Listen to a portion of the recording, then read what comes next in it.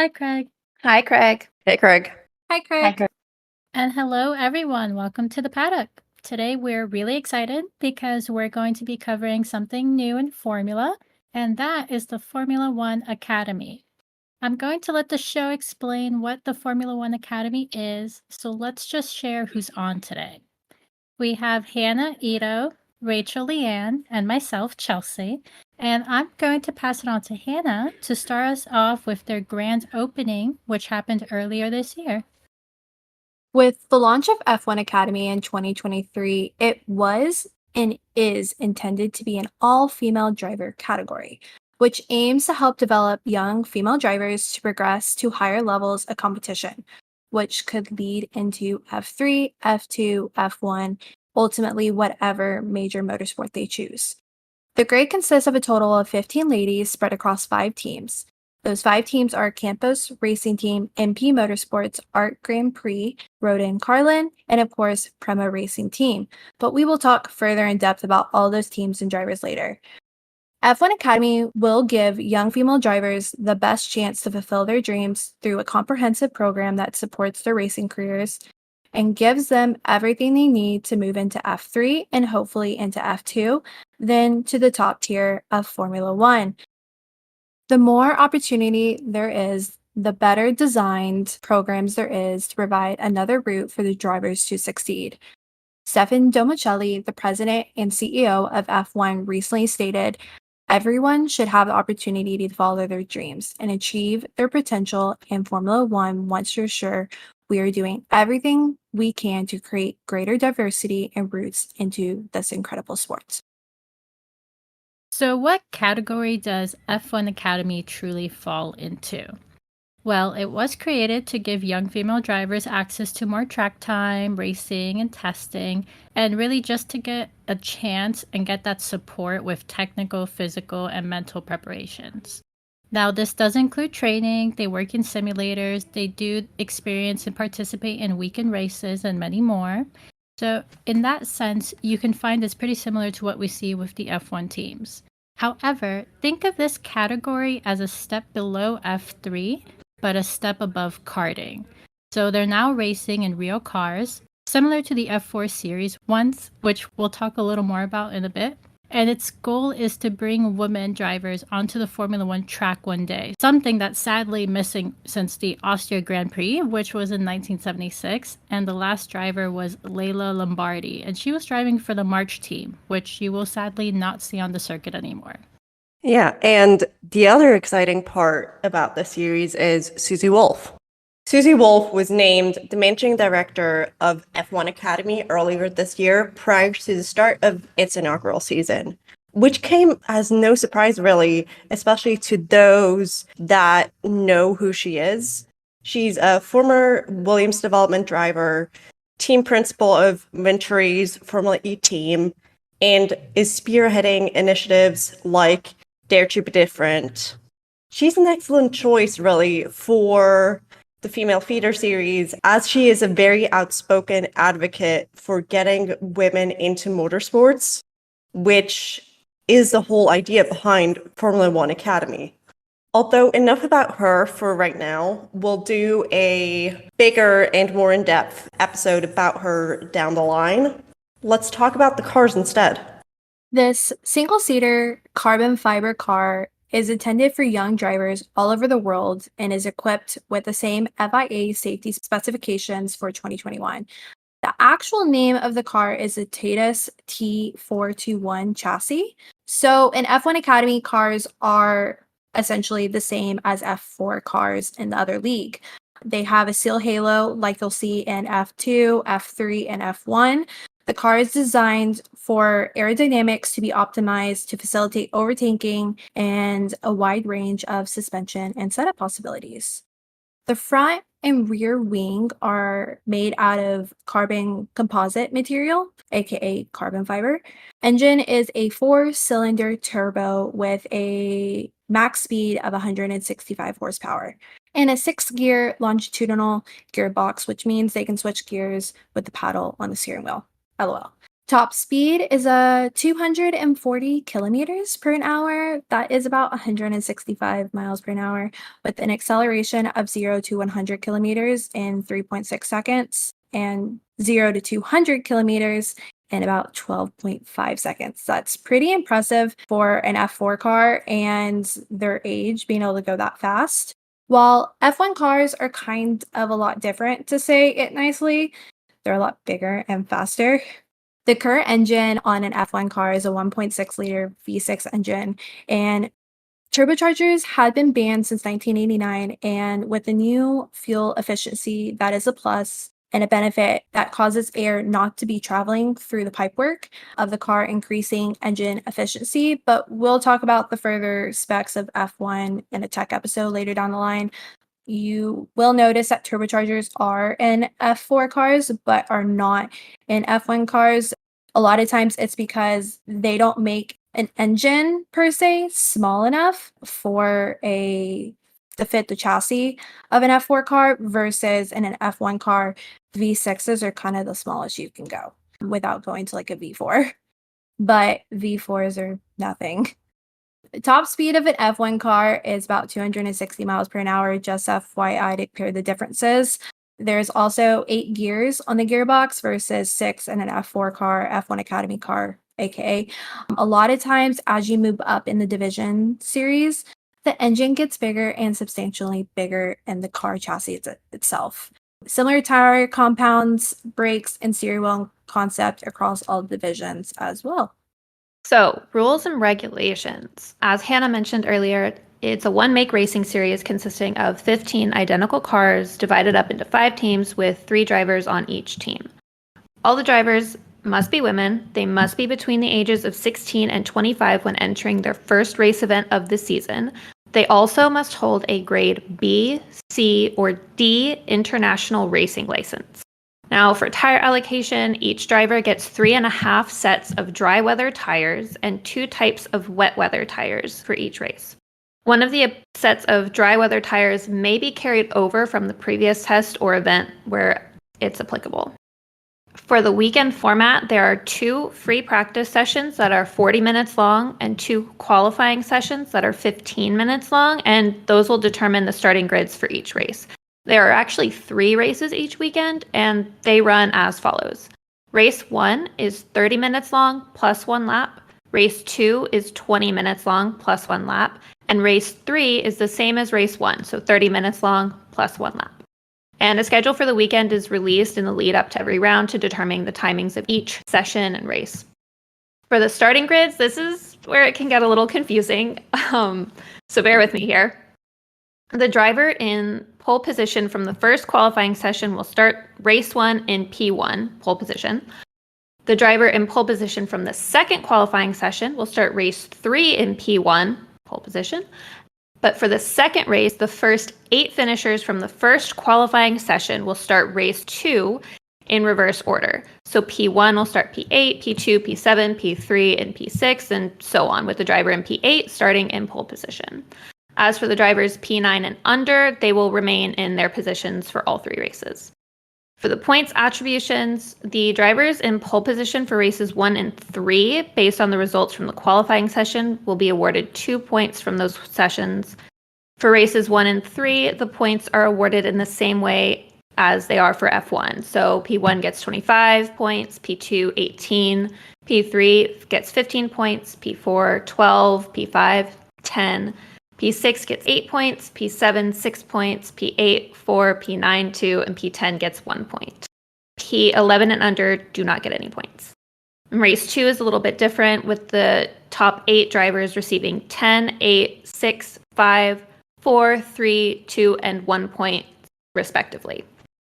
So also like in F1, 1 point will be awarded to the driver who achieves the fastest lap, but only if that driver finishes within the top 10 positions. If the driver who achieves the fastest lap finishes outside of the top 10, they receive no points. And this is also the case if the leader of the race has completed less than 50% of the race distance. So now let's talk a little bit more about the teams and their drivers. Yes. So, like I mentioned in the beginning, the teams are Art Grand Prix, Campos Racing, Road and Carlin, NP Motorsports, and Prema Racing, fielding 3 cars each to comprise the 15-car grid. Each team has been previously established teams with a history in junior racing, including F2, F3 championships/driver academies. The first season will include 7 events to help the drivers gain vital experience both in and out of the car to help achieve their full potential. F1 Academy is an important part of their plan to increase diversity and representation in the motorsport. Now, let's talk more in depth on who the teams and drivers are and how they got started. So to kick it off with Campos Racing. Campos Racing is a Spanish racing team that was founded at the end of 1997 / the beginning of 1998 by former Formula One driver Adrian Campos. He believed that there was a need to create a framework where new drivers would be able to develop their careers. And their drivers for the inaugural season of the F1 Academy are Nerea Marti, Maite Caceres, and Lola Lovenfoss. So Nerea is 21 years old. She's from Spain. She started karting at the age of 9, but she didn't actually start competing until she was 13. She has competed in Spanish F4 and starting that in 2019, getting her first podium in her debut race, placing P2.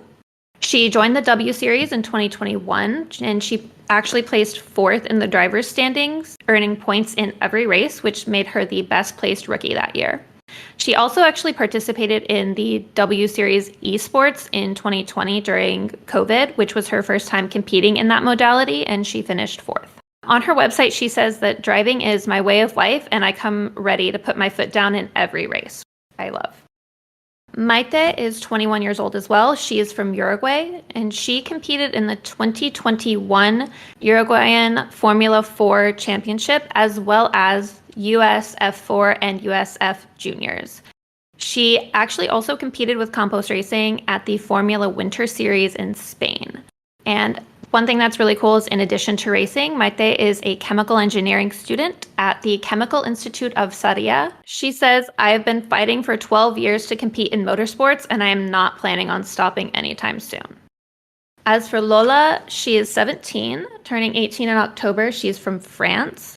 She started out in karts in 2018, competing in the X30 junior class of the IAME Winter Cup. Over 2019 and 2020, she competed in the OK Junior category in the World and European Championships and the WSK Champion Cup. In 2019, she also competed in the WSK Euro Series, and in 2020, she competed in the WSK Super Master Series. Stepping up into single-seaters, competing in the Spanish Formula 4 in 2021 and 2022. After it was announced that she would be joining Campos Racing, she's quoted as saying, I will do my best to put the colors of Campos Racing at the top.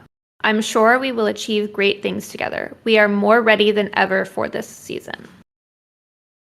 Next, we have one of the more recent top teams in the motorsport world, and that is MP Motorsport. They are a Dutch racing team, and they host 3 drivers named Amna, Hamda, and Emily. Now, this team really focuses on talent and development and just building up their drivers' skill and confidence on the track. Now, Amna and Hamda Al-Kabisi are the first siblings to join the F1 Academy. They are sisters. And Amna, currently 23 years old, made her single-seater debut back in 2018 in Italian F4. She drove there for a couple seasons under the Prema Power team and finished 12th in the championship. Right now, you'll see Hamda in 2nd position for the F1 Academy standing, so she's doing pretty great on the track in my opinion. And she was also the first EMA-ready and female racer to compete in the Formula 4 UAE Championship the following year in 2019. Now, Hamda, her sister, is 20 years old, so a little younger, and she also drove for the Prema Power team during the Formula Regional European Championship last year in 2022, and stated, I'm excited to represent MP Motorsport in this series, and I'm aware of the team's amazing past, so I can't wait to continue with them and grow. Just a quick side note, us TikTok ladies love Hamda. as she likes and comments on all of our stuff when we go on her page. And she's also liked one of our viral TikToks that Charles said, like motorsports for women. And she actually commented and she was like, yes. So love that and go you. I love when we get interactions. But the last driver we have from that roster is from the Netherlands, and her name is Emily de Hughes. She's currently 20 years old, like her teammate, and is actually pretty familiar with the team because she made her single-seater debut with them back in Spanish Formula 4 in 2021. She says the team is basically like a second home for her, so I think that's really sweet, and I love that because the principal, Sander Dorsman, they're really excited to have all these women on his team. And I love a team that really develops and grows with their drivers. Yeah, and then we have RGP, the French team on the grid. They've been around for quite a bit in other series such as F2, F3, GT World Challenge, European Endurance Racing, etc. since the early 90s. Under the current name RGP, they've been driving since 2005. This rename and rebrand was actually the brainchild of Frederick Vasseur, current team principal at Ferrari, and Nicolas Todd, son of former Ferrari team principal Jean Todt. So you know they're good. They are known to attract top talent such as current F1 drivers George Russell, Alex Albon, Charles Leclerc drove for them, and current F2 drivers include Theo Pourchaire and Victor Martins. So when it was announced that they would be participating in F1 Academy, there was a lot of excitement as a historic and proven team supporting a female-only series could only mean good things. As for the drivers they chose for this first season, we have Chloe Grant from the UK. And even though it's her first year competing internationally, she does already bring a lot to the table. She began karting at the age of 7 as part of the East of Scotland Karting Club.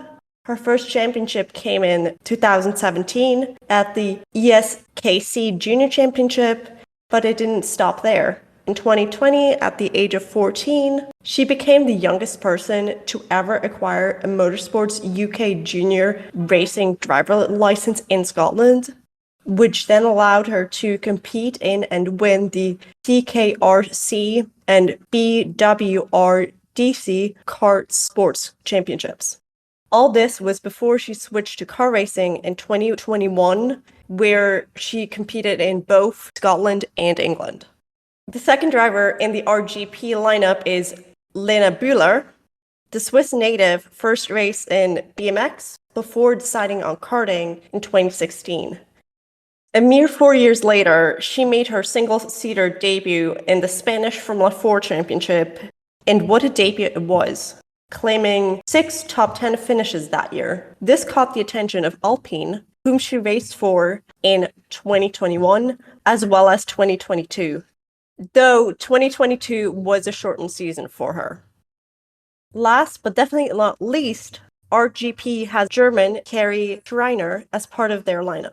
She started her single-seater journey in 2016 in F4 before becoming an endurance racer as well as a GT racer, where she was very successful, finishing second in the Lamborghini Super Trofeo Middle East Pro Class in 2017. 2018 saw her claim another title at the Lamborghini Super Trofeo. 2020 saw her podium at the Nürburgring, where the following year she would win the SP8 class. All these achievements make her return to single-seater racing even more exciting. So my personal favorite team on the grid this year is Roden Carlin. The team originally was founded in 1999, named the Carlin Racing Team, where they have a reputation for being a force in junior motorsports. They race in programs such as F4, F3, and F2, Indy Lights, which is the junior team, a sponsor for IndyCar and Le Mans, and many more. They actually have a good repertoire with many F1 drivers currently on the grid coming from there, such as Lando Norris, Kevin Magnussen, and Carlos Sainz. They rebranded the name, though, officially to Roden Carlin following a merger with an investment company where they now are the majority stakeholders running the team in 2023. The current team is Jessica, Abby, and Megan.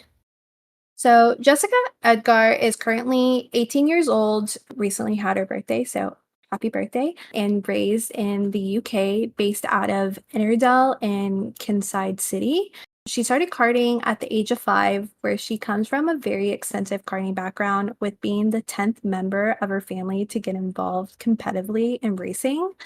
She got involved with her first karting competition in 2010 at the Bambino kart race at the age of 5.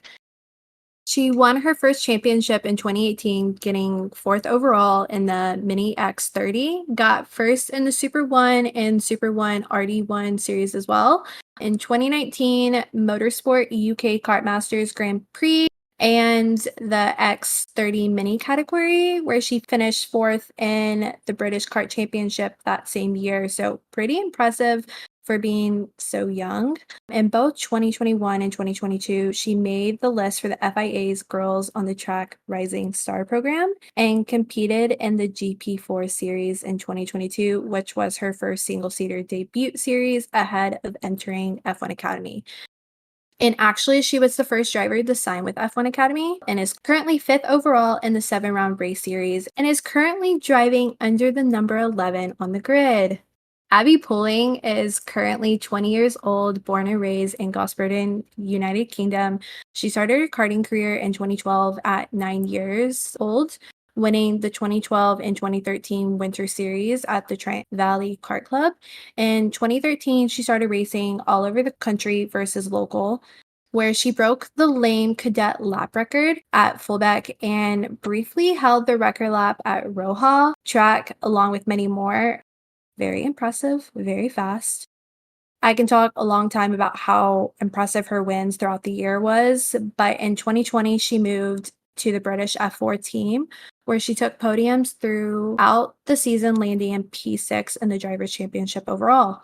Following 3 podiums after she competed in the maiden season, which is part of the W Series, and finished the 2021 season in 7th, climbing to 4th place the following season in 2022.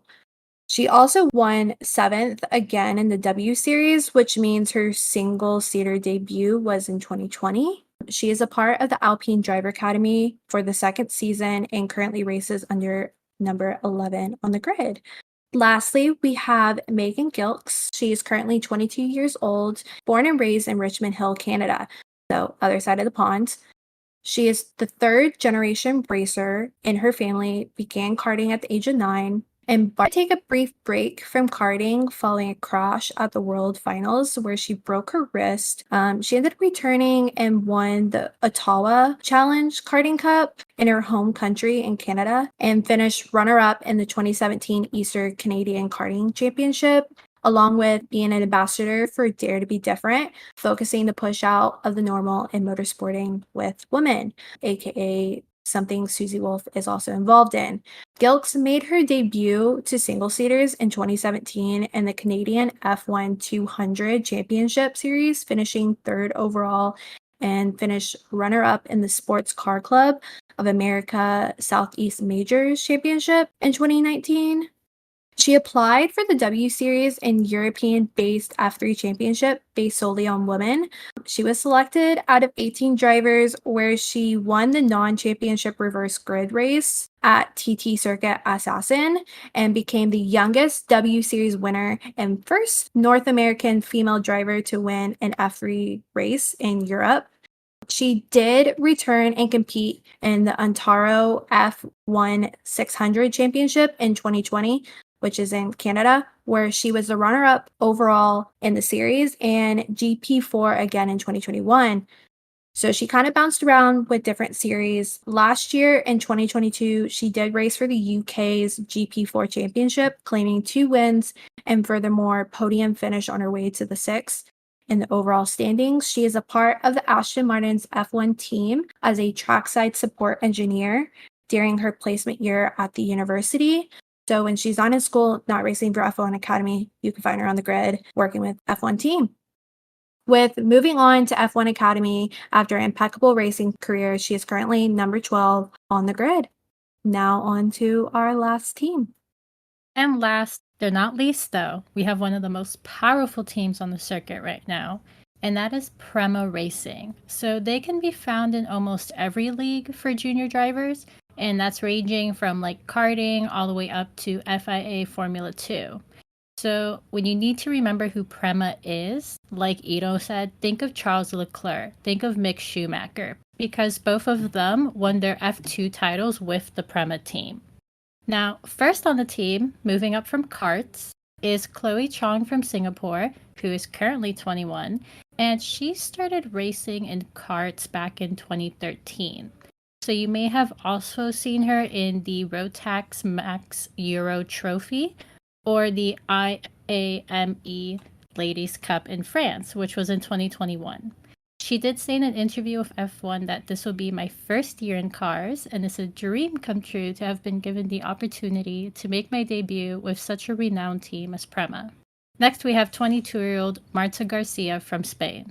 Now, not a stranger to the podium in her karting career, she's known for her driving in the W Series, where she got multiple podiums, and is super excited to work with the team that she believes is one of the best operations in motorsports. Marta is currently first in the F1 Academy standing, so I mean, you can see podiums on her hand in hand so far. And last for this team, we have 18-year-old Filipino racer Bianca Bustamante. Now, she is making her name known on the circuit. She just recently won the Spanish Grand Prix, and she competed with Prema in the past during the Formula 4 UAE Championship, and she kind of created this really good relationship with the team. So the Prema Racing team principal, Renee Rosen, he's super excited to have Bianca on the team, especially after working with her and kind of being there in her growth. Now, sadly, Bianca is 7th in the standing right now. She's only halfway through in that, but I have really high hopes for her because with the next race coming up this weekend, I think I can see her getting podium again. And now to talk about some of the races and points. Like previously mentioned, they race 7 times throughout the whole year with multiple testing formats throughout to get the women more comfortable behind the wheel / learn. So far, they have raced in Spielberg, Valencia, and Barcelona. Round 4, which is coming up this weekend, will be in Zandvoort, while round 5 will be in Monza. That is the weekend of July 6th. And round 6 will be in Le Castellet. Fun fact, F1 does not race on this track anymore and will be held the weekend of July 28th. The final race, though, of the season will be held in my personal favorite track, and we'll be attending the F1 race there that weekend in COTA in Austin, Texas, the week of October 19th. F1 Academy will have and is keeping the same point scoring system as F1 for races 1 and 3, with 25 points awarded to the winner and points being awarded from down to P10. The points are in descending order and will go as 25 to 18, 15, 12, 10, 8, 6, 4, 2, all the way to 1. The shorter race, which is race 2, you will see 10 points awarded to the race winner and points being awarded down to P8. Kind of like how we see it for sprints, where you will get 10 to 8 to 6, 5, 4, 3, 2, 1. So when you compare it to F1 versus F1 Academy, so on final race day, you'll have the same point system. But when you do like a sprint circuit on an F1 race day, they will have F1 Academy will have the same point system there. So it's similar, but different in a little bit because F1 doesn't have 3 races, while F1 Academy does. And now on to where to watch F1 Academy. So sadly, if you have followed the F1 Academy at all this season, you know that these races are not available to watch live yet. What they've ended up doing is they have a highlight program, and basically they edit together all the things you would want to see if you were watching the race. Do I love it? Not really. But considering they are a new program and they're probably just not receiving a heavy investment like, F1, I'm not surprised. They're probably testing viewership right now, and then they'll finalize contracts for the live races. The videos are about 15-minute long, and it does include some race footage and behind the scenes, so you get to see into the paddocks with the drivers and the teams. Another thing I don't really love, though, the program isn't available until the Wednesday following the race weekend. They do release some shorter highlight videos on Mondays after the race, but I do really hope we get to see the races live next season. If you're listening and you're in the USA, you can watch those 15-minute programs on ESPN and ESPN Plus. They do have socials, mainly Twitter and Instagram, so you can keep up with live updates through tweets and posts and stories. I believe they even go live a couple times, but that's honestly the best way for me to keep up to date with what's happening during the races. So on June 8th, the F1 Academy announced their new global initiative, Discover Your Drive. There are 4 pillars to this initiative: youth engagement, talent identification, participation and progression, and community. And the initiative is aimed at increasing the female talent in the world of motorsport, both on and off the track. To achieve this, the initiative will offer girls and young women opportunities to take part in entry-level and professional programs promoting and enhancing female participation in the sport. The first of these to launch is the F1 Academy Discover Your Drive Karting UK. The program is operated by Motorsport UK, which is the governing body for four-wheeled motorsport and team sport karting, which has 35 karting venues across the UK. So according to the article released by the F1 Academy, around 45,000 girls visit team sport venues each year. However, only a small percentage actually progress to competition. Team sport has about 2,275 cadets, with the ages ranging from 8 to 12 in their racing academy. And out of all of those, only about 146 are girls. Of course, this only increases to the senior level, as only 5% of Motorsport UK license holders are female. So the program will be rolled out at 6 venues across the UK for the remainder of 2023. And after completing the training, the participants will be supported through the qualifying stages of the Motorsport UK sanctioned British Indoor Karting Championships, which is the entry level for many British drivers. In order to do this, Motorsport UK's academy coaches and experts in sports science have created criteria which will enable the team sport karting instructors to identify promising girls ages 8 to 12. So the girls who demonstrate the right mindset and talent will be offered development sessions with team sport. The sessions are aimed to nurture talent and provide them with the skills and techniques necessary to compete at the junior levels of indoor karting. Now, this next part is really, really cool, and I'm going to directly quote the article because I don't want to leave anything out. So the article is quoted, "In 2024, F1 Academy will be a support event to Formula One, and F1 Discover Your Drive will also run activations around the world in the days leading up to the races. These events will engage local communities and invite girls aged 8 to 18 to attend a variety of workshops and activities to inspire them to consider a future in motorsport." I love that. I think that's so incredible, and it's really great that they are taking the initiative globally so soon. And I'm really, really excited to see what this initiative brings. No, I definitely agree. I was kind of worried at first that, F1 Academy would only be around for 1 year and then, it would kind of fade off, but it just seems to just getting started and just getting some momentum and really becoming a thing on top of what it already is for us women out there who love motorsports, but excited to see what else comes. And now we're going to go into our pre-outro. We're going to go ahead and do a team principal quote. This episode quote, I guess, isn't coming directly from a team principal, but the icon herself, managing director of F1 Academy, Susie Wolf.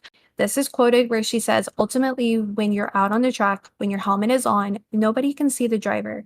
Nobody can judge you on what you look like, if you are male or female. That at the end of the day, all that matters is your performance." I personally love that because it doesn't define who you are, but just necessarily how good you are on the track. That it doesn't matter your skin color, male, female, long hair, short hair, that it just matters on your skill. And so that is something that I think the motorsport is looking to define and get better at. I love it. Absolutely. And my Spice Girls loving heart is very happy for this huge girl power episode today. We really hope you also enjoyed the episode. Have you been keeping up with F1 Academy? We want to know who your favorite team is or your favorite driver. Just let us know on our socials at Paddock Girls Podcast on everything except Twitter, where you can talk to us on at Paddock Girls Pod. Thanks for joining us in the paddock. See you next time. Bye, Craig. Bye, Craig. See you, Craig. Craig. Bye, Craig. Get out of here. Later.